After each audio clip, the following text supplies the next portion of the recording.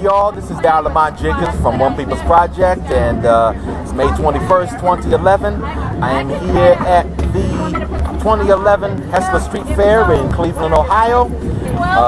Obviously, it's on Hessler Street in Cleveland. I think the Hessler Road or Hessler Court, or depending on which way you go.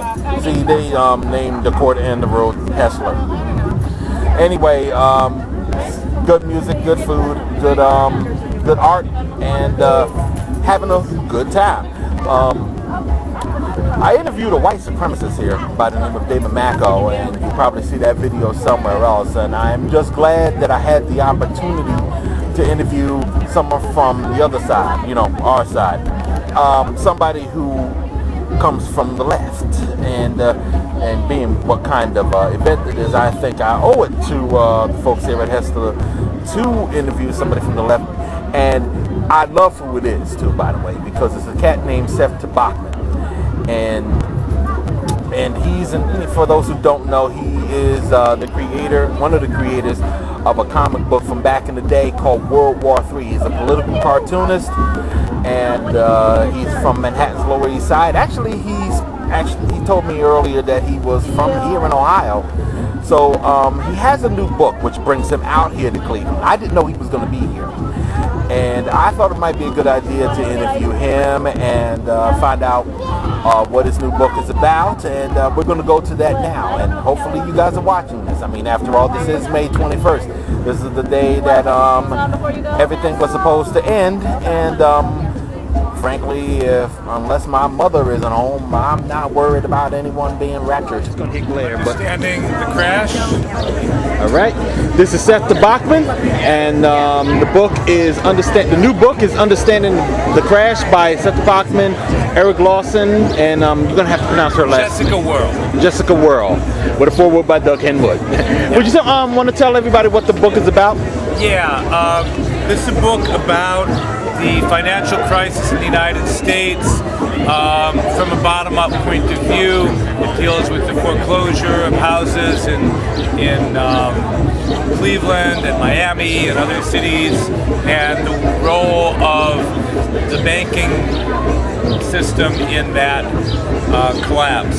Also, it shows some of the resistance coming from groups like Take Back the Land in Miami, Empowering and Strength in Cleveland, groups like that. So it's all in a comic book form, really easy to understand. You could read it in one night. I noticed that most economics books were very thick, used a lot of specialized language, and seemed to not want you to know what they were saying. So we tried to put together a really straightforward book in comic book format that everyone could get. Also, of course, I did it in comic book format because that's what I do. I do comics, I do drawings, I did these banners, that's what I do. All right, now, you know what's interesting is that I'm looking at the theme of the book, and it seems like it's something that's been right up your alley for a good 20 years now. Because whether you're talking about, especially when you talk about, I first heard of you with Tompkins Square Park. Right. And it sounds like everything you have been talking about regards to the issues with the squatters of Tompkins Square seems to be more like chickens coming home to roost with this. Do you see it that same way, or? I would say this, that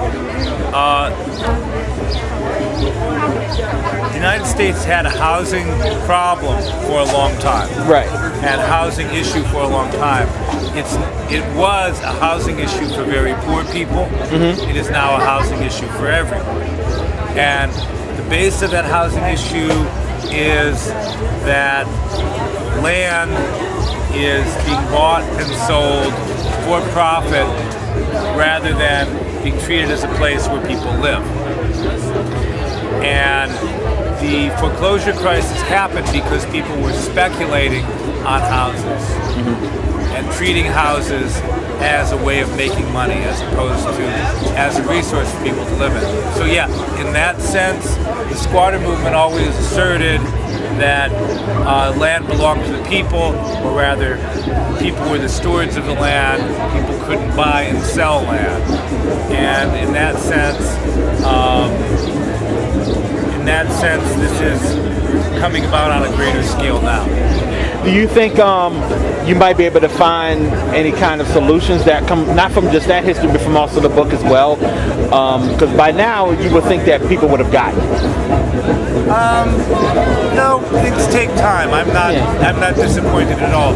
I think people have to take control of the land. People have to like take back the land. Talk about Take Back the Land, because I don't think a lot of people know what that is. Yeah, can you all zoom in on stuff? Yeah, Take Back the Land. They are seizing foreclosed houses. Mm-hmm. They're breaking into foreclosed houses, putting people in them. And that is like that, right?